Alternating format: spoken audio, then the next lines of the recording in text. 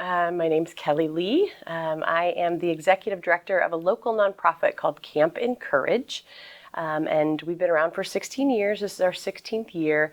And the heart of what we provide are overnight camp opportunities for youth on the autism spectrum and their peers. And then we also get them together with their families and loved ones throughout the year for welcoming social opportunities as well. So how did you get involved with this organization, and just even thinking about engaging children and youth who are on the spectrum? How did you enter into this kind of world? It's a really long, beautiful path. So I'll just share a couple of ways in which it all entered my life. In high school, like growing up, I knew I wanted to be in the field of education, and so I was from a very young age determined to be an educator.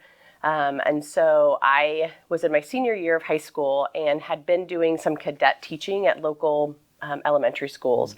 And they asked if I'd be willing to be placed with a classroom of students with special needs. And I really didn't know a whole lot about people with disabilities. And I took it on and I loved it. So I think that was probably the first light, right, where I was exposed to individuals that were very different from me that I just wanted to advocate for and support and love. And so I went right into undergraduate school wanting to be a special education teacher, which is what I did. And in my second year of teaching, Asperger's syndrome was really new to the DSM-4 at the time. And I had a student that had been newly diagnosed. And so it was pretty new to me. And I felt a little ill-equipped, and so I decided to go back to graduate school and specifically study autism. And so, that too kind of ignited that. And then through a number of different happenstances, I taught special education for a while. In graduate school, had been exposed to a local overnight camp at the time that was doing something similar to what we are now doing, and that nonprofit closed, and so a colleague and I decided to start it as a cute little side summer gig in addition to teaching, and it just grew really rapidly and was very vivid that that was what I was designed to do. Well, that's amazing. Yeah. So talk to me a little bit about the ins and outs of Camp Encourage. How do those events work? We try to make it look like any other summer camp, right? Because we believe that our kids deserve, that all kids deserve to have a typical camp experience. And so it's what you would expect: horseback riding, swimming, zip lining, nature hikes, gathering around the campfire, all the usual camp-like things. But we blend in a lot of supports to make sure that the campers are comfortable, feel welcomed. And then the heart of what we do is that we hope they walk away feeling very loved and very capable, and are reminded of their strengths. And so a big part of what we do is just hoping that we boost their self-esteem and help shape them for a more successful future. Wow. Sounds like a lot of intentionality is built into that. Yeah, for sure.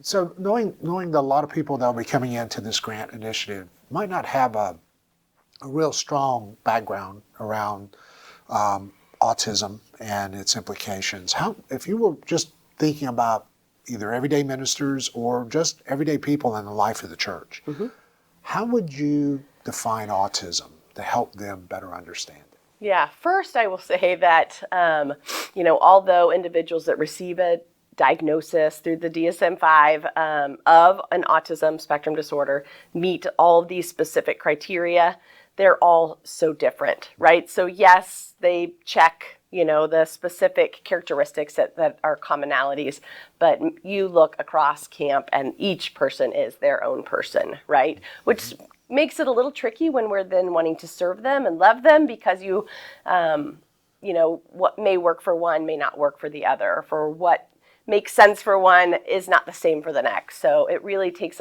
just all heart in figuring each person out as an individual and really respecting that. But in a nutshell, you really kind of see two things that are different. The way in which individuals with autism interact with and relate to people. So social communication, there's just clear differences in their preferences and the way in which they communicate. And that's very vast, I know, but that's one area. And then the other area is that there are clear differences in the way in which they interact with their environment.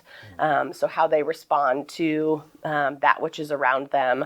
They can be hyper or hyposensitive to sensory input, so sound, sight, smells. So again, it's the way that they relate to others, right, that we notice is different. And then the way in which they relate to their environment can also be different. So it's digging really deep to kind of figuring out what that is in each person. Okay. I know part of the conversation has been between, and we'll use this language for a moment, disorder, but also neurodiversity. So as people are trying to navigate, both of those components, what do they have to keep in mind as they're entering into this field of autism? Yeah, I think just proceed with how you talk and interact with people with love and with your heart, right? Knowing that no matter how you word something or how you do something, it may not be how the person prefers. For example, I have friends on the autism spectrum that prefer to be called an autistic or an autistic person, where my other friend on the spectrum, that's super offensive. And they might prefer a person on the spectrum or on the autism spectrum. And so I think it's just important to know that just try to be as sensitive and respectful of those preferences, keeping that in mind, right? Okay. I don't think that there's any, you must do it this way. I think it's just a matter of being sensitive to everyone's preferences, if that makes sense. It does to me, it really does. Yeah. What about, let's throw in the parents for just a moment. So when you're working with parents who have children with autism, things to be mindful of from that standpoint. I think and this is with any human, right, just to not make assumptions, and to really listen to that person's story and get to know them and just give them grace. And they might not even at that time be able to express what their family needs, but I think just give them grace and not make assumptions, right? So, we think every family probably needs XYZ, this beautiful sensory room or whatever. All families may not want that, right? So it's a matter of just getting to know each family and welcome them as individuals and listening to their story, right? And being willing to hear them with your heart and try to support and accommodate them. Are there myths that you've run into associated in and around autism that may be things that even churches might struggle with just based on these kinds of myths? There are lots, but I'll just give you kind of a few that I feel passionate about. One is that a lot of people with autism are the same, right? And I've kind of already touched base on that, just how very much they are individuals. Other myths are that people with autism can be really removed and in their own world and not really have love for or emotional attachments to humans. And I've found the very opposite. It's really a matter of many of them just react and show differently. There's a lot of young individuals that I've worked with that I can sense, I feel like they can sense right away whether you're open to loving them and trying to understand them, or whether you feel really uncomfortable and dismissive, right, to them. They can pick up on some of those nuances, even sometimes more than we can. So I think just not assuming incompetence, right, just because what they're presenting is different than the way which we think or we act. So, I know autistics that are very empathetic and very loving. So I definitely think that's a myth for sure, that someone with autism can be cured, right? That's something too that's a little controversial, but there are adults on the spectrum that's pretty offensive too, right? To say that you need to be fixed and you need to be 100% changed and more normal. That's pretty hurtful. But really the truth to that myth is that people with autism can gain skills and they can learn and can grow to be, competent adults that don't need to be repaired or need to be fixed. So I think just that idea of if we work really hard to get rid of all these differences, they can be cured. And so I think that's something too, that just it's a way of kind of changing the way that you see things as sometimes gifts that just need to be, figured out and unwrapped.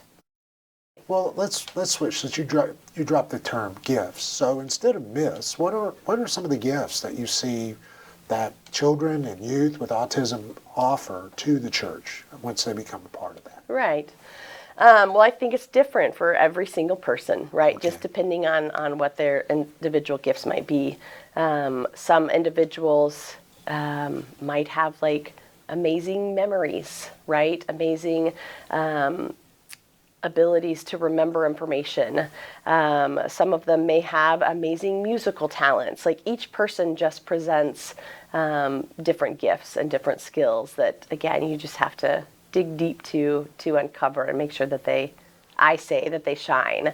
I think sometimes we can get so focused on, especially, as a past educator, like what we can make to help them improve and grow, that we forget to just focus on what they can do and their skills. And once you do that, and we've seen that at camp, once you focus on growing from where they are, the other skills, unfold and demonstrate, if that makes sense. That does. That does. And that's true for us too, isn't it? Yeah. It is kind of interesting that we sort of create a kind of generic vision of who people are, even as churchgoers, and get lost in that generic kind of view rather than thinking about the particularity of what they might offer us at times. Yeah, and it's definitely a population that you have to be intentional and dig a little deeper and think outside of the box. That's true. Yeah. As you've either listened to parents or observed children, youth, and adults, are there specific obstacles that they sometimes face in trying to engage the church and enter into the life of the church? For sure. One that I think should be the heart of, the focus when trying to make sure that we are encompassing and welcoming everyone is that a lot of families that have kids with autism or with any kind of difference and behaviors in particular often just don't show up or do and then get very discouraged and say, see, this is why we don't show up. And so many just fear not feeling welcomed or don't feel welcomed or feel embarrassed or shamed or not supported. And so some potential barriers, again, it's different for every single person with autism, but sometimes it's just the structure of the environment, it's the noise of the environment, it's the maybe a lack of structure or a lack of consistency and sameness or routine. That can be really hard. Like 1 week we're going to do this and the next week we're going to do this and then we're going to be over in this environment. Like if there isn't a pretty clear, especially for the younger children, that can be really hard. While we're trying to be creative and make it engaging and fun, it can really throw someone with autism off to not know what to expect each week or with different people, right? That's really hard too, is finding consistent volunteers that are there for that child, that know that child's specific needs, their interests, their strengths, to try to weave those things in. That's hard when the same volunteer, or same person is not there serving and supporting those individuals with autism. That's just a few of the barriers. I am hearing that consistency is one that a lot of times in the way a church might utilize its own people in ministry, that being consistent is really important, particularly with children with autism. Am I hearing that correctly? For sure, absolutely. Yeah, they thrive when they know what to expect, when surprises don't happen too often. Yes, they like routine, consistency, and structure for sure. Okay. Our grant initiative is putting a lot of emphasis on the language of care. Mm-hmm. So as you think about that in light of children with autism and saying, church says, how can we be caring? What would care look like when it comes to doing ministry with children with autism?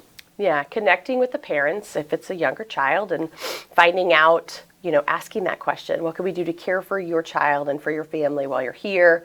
And so having some kind of way to gain some information from that person, which can also, though, be tricky if maybe the family doesn't want to share a child's diagnosis, right? Or maybe isn't, the child is maybe younger and they're not ready or have not identified that themselves. So that's something in itself. But if a family comes, says my child has autism, getting some kind of more information too about that child's interests, right? If we know he really loves checkers, like why can he not sit there and play with checkers while we sing songs? If we know that child is really motivated by a certain type of song, like why, it's important to weave those things in, right, to make him feel comfortable. If somebody is a stellar Lego constructor, why can the child not make the manger, right? So just finding ways to weave in that person's strengths, their interests, etc. So just listening, for sure. Something that is pretty common with individuals with autism, I mentioned earlier about being either hyposensitive or hypersensitive to sensory input. While one person can be really hypersensitive to, let's say, touch, the next person can be hypo. So no matter how much they're maybe laying in cold snow, it doesn't feel as cold as it might to you and me, right? So it's the opposite of super sensitive. And so something that would also be helpful is to have some standard sensory supports available for kiddos that have tactile needs, that may have auditory sensitivity, so a variety of different noise reducing headphones, just things like that you can pull out as resources should a child need that. And saying that too, being a detective to figure out, right, what the child may need is often just a game of detective work. We tried this, let's try that.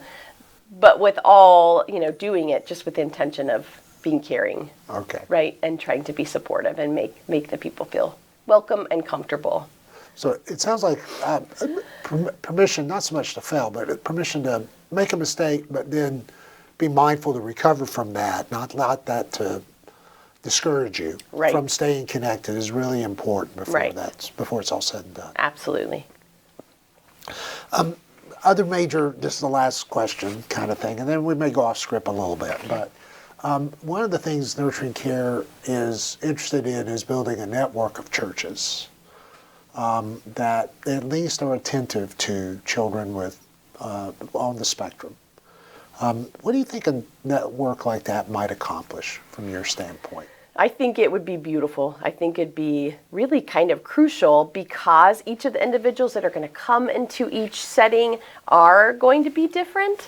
Mm-hmm. How beautiful would it be to be able to call up a colleague and say, this has happened, do you have any ideas?